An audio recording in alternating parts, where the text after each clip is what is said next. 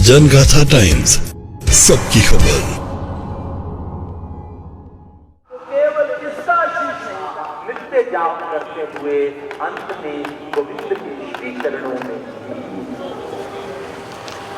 अपने भाई की मौत का बदला लेने के लिए अब इसने सोचा कि नारायण से शत्रुता तो करता हूं, पर इतना बल भी तो होना चाहिए कि नारायण के साथ युद्ध कर सकूं।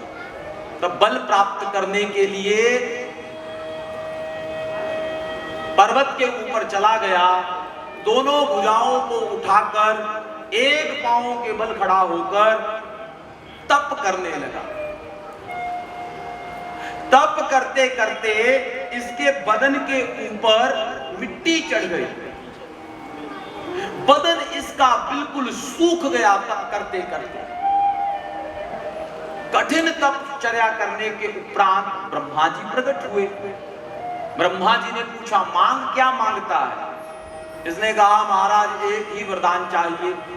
बोले कौन सा? बोले मैं तो बस इतना चाहता हूं कि मैं कभी ना मरूं। ब्रह्मा जी ने कहा, ये नहीं हो सकता, अमर होने का वरदान मैं तुझे नहीं दे सकता। अमर तो मैं स्वयं नहीं हूं, तो तुझे कैसे बना दूं? इसके अतिरिक्त कुछ और मांगना है तो मांग ले।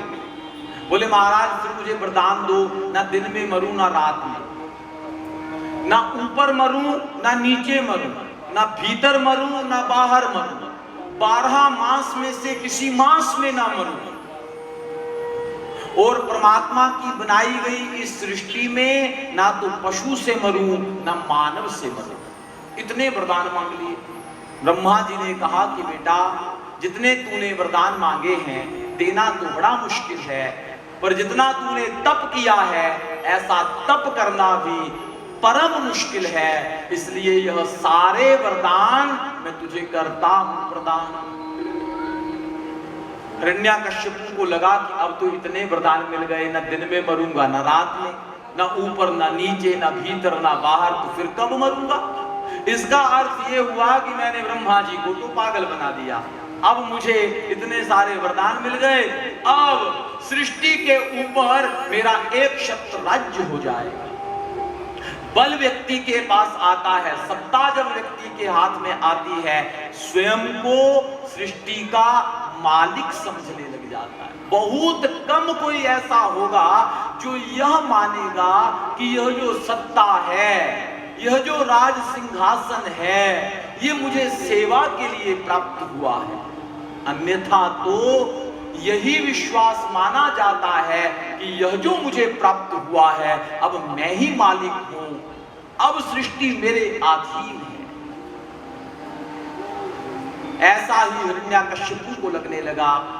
जहां जहां तक इसकी चलती थी वहां वहां इसने घोषणा करवा दी कि आज के बाद कोई यज्ञ होम नहीं करेगा, कोई नाम नहीं जपेगा, कोई भजन नहीं करेगा, कोई कथा वार्ता नहीं करेगा।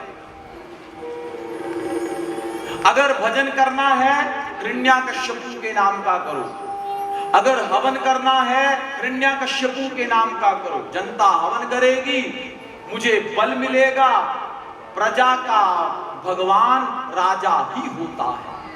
मैं धरती का भगवान हूं, मैं धरती का मालिक हूं, ऐसा उसने संसार में घोषणा कर दी। सब लोग इसके डर से इसी के नाम का भजन करने लगे।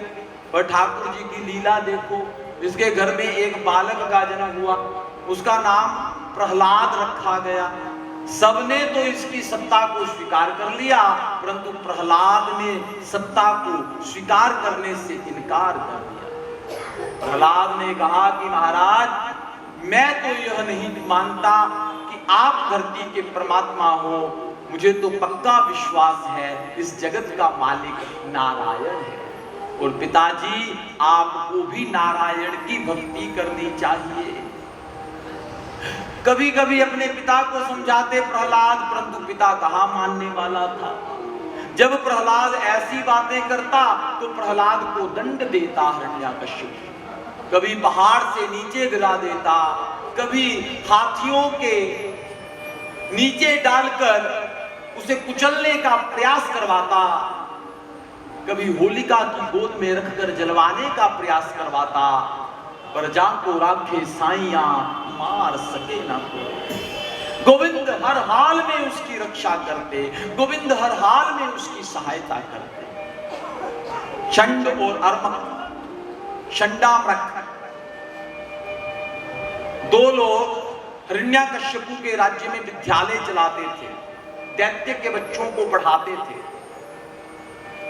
हिरण्याकश्यपु जब अपने बालक को समझा समझा कर हार गया तो अंत में चंडामृक के विद्यालय में छोड़ आया। कुछ दिन विद्यालय में रहा, जो चंडामृक जी पढ़ाते सीख लेता। कई दिनों के बाद जब विद्यालय से वापस लौटकर आया तो पिताजी को लगा कि चंडामृक ने इतनी मेहनत करी है, अब तो अवश्य ही ये बात को समझ गया होगा। बालक को उठाया, अपनी गोद में बिठाया और पूछने लगा, बेटा कृपा करके यह बतला तूने गुरु के आश्रम में क्या सीखा? बोले पिताजी मैंने 9 बातें सीखी। कितनी? 9 बातें। बोले कौन कौन सी 9 बातें? बोले मैंने सीखा है कि मेरे गोविंद की भक्ति 9 प्रकार से होती है। श्रवणम कीर्तनम विष्णु, स्मरणम पाद सेवनम, अर्चनम वंदनम दास्यम, सख्यम आत्म निवेदनम। मेरे भगवान की भक्ति 9 प्रकार की होती है। अब हिरण्याकश्यप तो नारायण से बैर रखता था और प्रहलाद उनके गुणानुवाद गाने लगा। तुरंत उठाकर, गोद से उठाकर धरती पर पटक दिया, अपनी तलवार को निकाल लिया। बोले जिस नारायण के तू इतने गुणानुवाद गाता है, बता वो नारायण कहां रहता है? प्रहलाद ने उत्तर दिया, ना केवलम में भवतश्च राजन। बड़ा सुंदर श्लोक है, ना केवलम में भवतश्च राजन। आज प्रहलाद ने अपने पिता को पिता कह के नहीं पुकारा, राजा कह के पुकारा। प्रहलाद को इतने कष्ट देता था हिरण्याकश्यपु, फिर भी भगवान नारायण हिरण्याकश्यपु को दंड नहीं देते। प्रहलाद को तो बचा लेते, परंतु हिरण्याकश्यपु को दंड नहीं देते। क्यों? क्योंकि प्रहलाद भक्त है और भक्त का पिता है हिरण्याकश्यपु, तो भक्त का रिश्ता है इसके साथ। आज भक्त ने अपने पिता से मानो रिश्ता तोड़ लिया। ना केवलम में भवतश्च राजन, हे राजन मेरा गोविंद मुझ में ही नहीं रहता, आप में भी रहता है। मोह में, तो में, खड़ग खंभ में, जहां देखो तहां राम। कहां नहीं है मेरा गोविंद? वो तो सर्वत्र रहता है, आप में भी है। आपके हाथ में ये जो तलवार है ना, इसमें भी है। और तो और पिताजी, मेरे और आपके मध्य में ये जो खंबा है ना, इस खंबे में भी मेरे गोविंद का निवास है। हिरण्याकश्यपु को क्रोध आया, उसी तलवार से खंबे को तोड़ने लग गया। जैसे ही तलवार से प्रहार खंबे के ऊपर किया, खंबा टूटकर नीचे गिरा और खंबे को पाप बनाकर भक्त की रक्षा करने के लिए गोविंद अद्भुत रूप में प्रकट हो गए। नरसिंह देव भगवान की जय। ऐसा अद्भुत रूप गोविंद ने बनाया कि ऊपर का जो हिस्सा है वो शेर का है और नीचे का जो हिस्सा है वो मानव का है।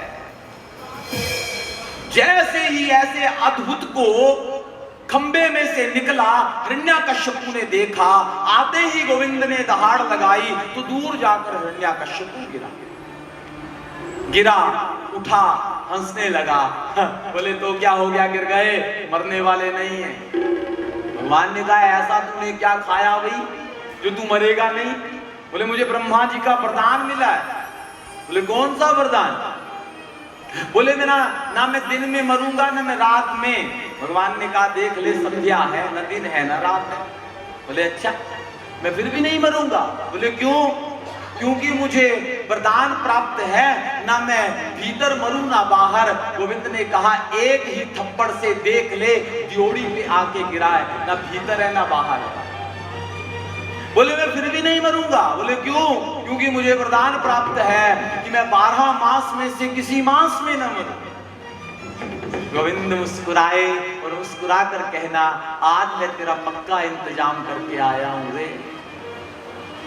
यूं तो महीने 12 ही होते हैं, पर आज तेरे लिए मैंने एक नया बनाया है, 13वां महीना अधिक मास, 4 साल में एक बार आता है। ये तेरे लिए स्पेशल ही बनाया है।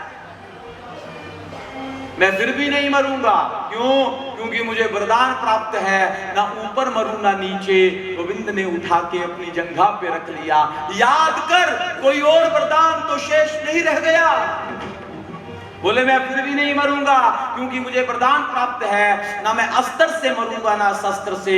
गोविंद ने अपने लंबे लंबे नाखून इसके उदर पर रखे, मध्य से चीरा, नाड़ियों को निकालकर अपने गले का हार बना लिया। मर गया हिरण्यकश्यप। देवता लोग स्तुति करने लगे, परंतु स्तुति करें किसकी? आज से पहले इतना क्रोधित भगवान को कभी नहीं देखा, कभी नहीं देखा। जितना क्रोधित भगवान आज हैं, इतना तो कभी नहीं देखा। बारी बारी सब आते हैं, गंधर्व आते हैं, किन्नर आते हैं, गण आते हैं, देवता आते हैं। बारी बारी आकर सब भगवान को प्रसन्न करने की कोशिश करते हैं, परंतु जैसे ही दृष्टि गोविंद के इस भयंकर रूप के ऊपर पड़ती है, देखते ही सब भाग जाते हैं। सब तो गोविंद के इस रूप को देखकर डर डर कर भाग रहे थे, परंतु प्रहलाद चुपके से जाता है और भगवान की गोद में जाकर बैठ जाता है। और मजे की बात देखिए साहब, भगवान नारायण जिस प्रकार एक गैया अपने नवजात बछड़े के बदन को चाटती है, भगवान नारायण अपनी जिह्वा से प्रहलाद के बदन को चाटने लगे। मुख शेर का था ना, अब हाथों से तो नहीं कर सकते थे प्रेम, जिह्वा से क्यों चाटा? प्रेम तो हाथों से भी कर सकते थे, पर नहीं किया। क्यों? क्योंकि ये वही नाखून है जिन नाखूनों से वध हुआ अभी अभी हिरण्यकश्यपु का। ये तीखे तीखे नाखून अगर मेरे प्रहलाद को लग गए तो बात बिगड़ जाएगी।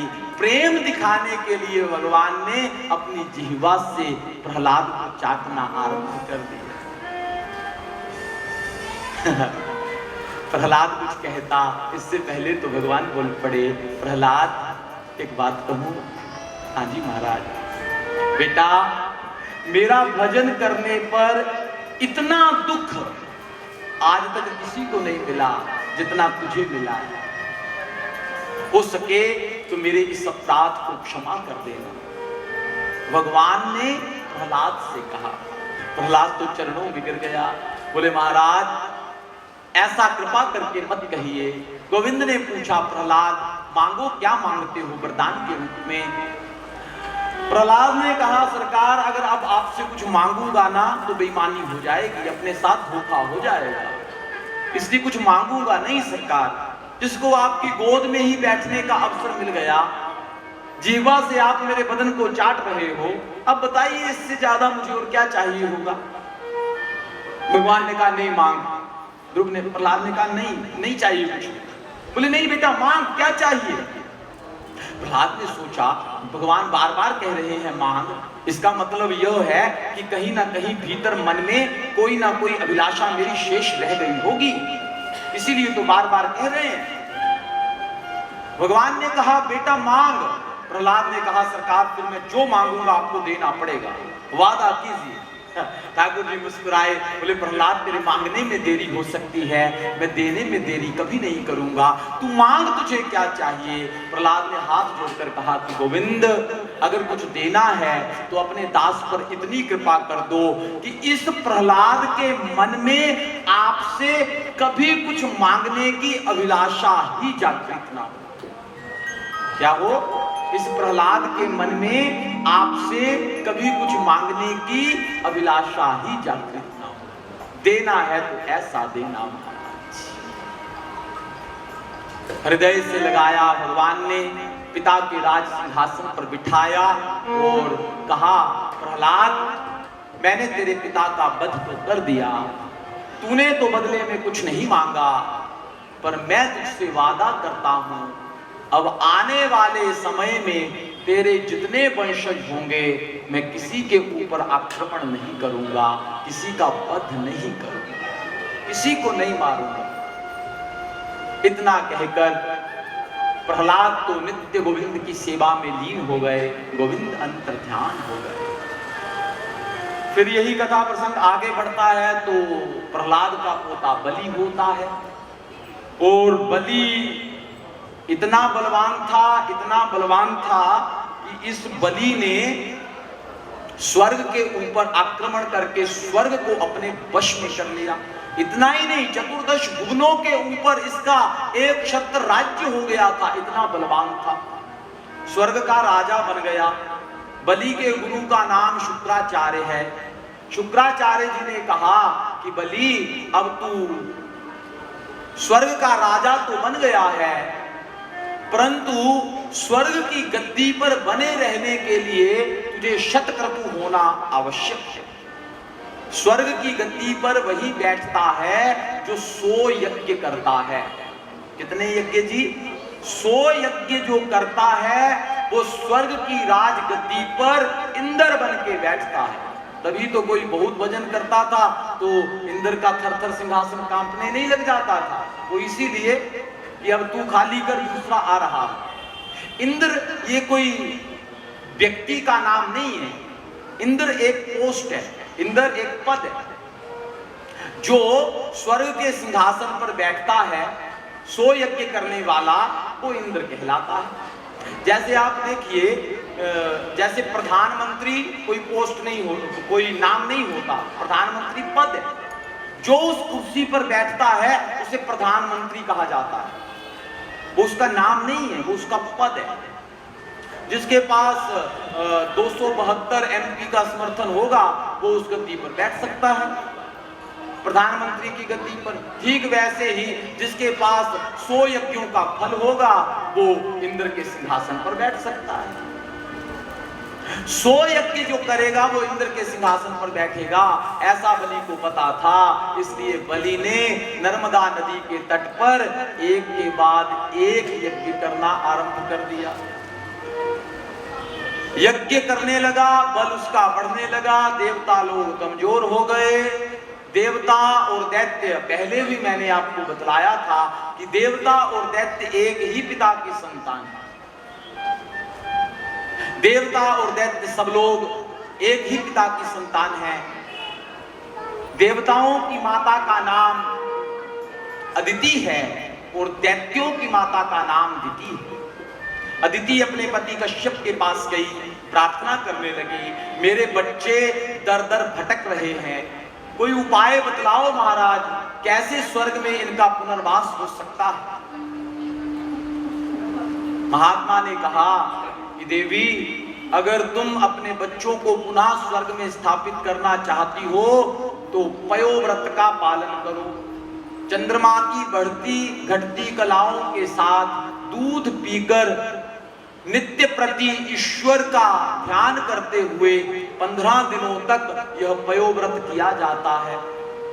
पयोव्रत का पालन करने से तेरे घर में सुंदर संतान हो जाएगी और मेरा आशीर्वाद है, तेरा वो पुत्र अपने भाइयों का राज सिंहासन वापिस ला कर देगा। माता अदिति ने पयोव्रत का पालन किया। कालांतर में समय व्यतीत हुआ, 9 मास पूर्ण हुए, तब तो भगवान नारायण ही माता अदिति के गर्भ से वामन रूप में प्रकट हो गए। वामन देव भगवान की जय। वामन रूप में भगवान प्रकट हुए। तब तो बृहस्पति जी ने उपनयन संस्कार करवाया। माता पार्वती ने भिक्षा का पात्र दिया, आकाश ने शाता दिया। बृहस्पति जी, अब उपनयन संस्कार होता है तो भिक्षा मांगनी पड़ती है, तो भिक्षा मांगने के लिए गए। भिक्षा लेकर अपने गुरु बृहस्पति के पास पहुंचे तो बृहस्पति जी ने कह दिया, मुझे भिक्षा में ये अन्न धन नहीं चाहिए। तो बोले फिर क्या चाहिए महाराज? बोले भिक्षा में मुझे त्रिलोकी का राज चाहिए। क्या चाहिए? त्रिलोकी का राज। बोले वो कौन देगा मुझको? बोले इस समय त्रिलोकी का राजा है महाराजा बलि। महाराजा बलि के पास जा, वही तुझे त्रिलोकी का राज दे सकते हैं। चंद्रमा रोहिणी नक्षत्र में प्रवेश किया और यहाँ मध्य रात्रि के 12 बजे भगवान चतुर्भुज रूप में माता देवकी के सन्मुख प्रकट हो गए। श्रीमन्नारायण भगवान की देवपुरा दे विच अवतार आ गया नी शाम का दिया। अज देवपुरा दे विच अवतार आ गया नी शाम का दिया। अज मथुरा दे विच अवतार आ गया नी शाम का दिया। अज मथुरा दे विच अवतार आ गया नी शाम का दिया। ये शाम चोरी चोरी अन्ना विच जमया। शाम चोरी चोरी जला विच जमया। ते शाम चोरी चोरी जला विच जमया। शाम चोरी चोरी जला विच जमया। ते वासुदेव किते मन को रमया। वासुदेव किते मन को रमया। ए मथुरा छड़ के गोकुल तैयार हो गया नी शाम का दे पाया। वासुदेव किते को गए पाया। यशोदा दी गोपी का शिकार हो गया नी शाम का दिया। अज मथुरा दे विच अवतार हो गया नी शाम का दिया। अज मथुरा दे विच अवतार हो गया नी शाम का दिया। अज मथुरा दे विच अवतार हो गया नी शाम का दिया। अज मथुरा दे विच अवतार हो गया नी शाम का दिया। मथुरा दे विच अवतार हो गया नी शाम का दिया। बड़े भाव से ताली से भगवान का स्वागत करें। पहले तो ताली जरूर बजाएं। देखो बड़ा हर्ष का 2 साल के बाद ये हमें चांस प्राप्त हुआ है। इस अवसर को हम हाथ से ना जाने दें। तो बड़े भाव से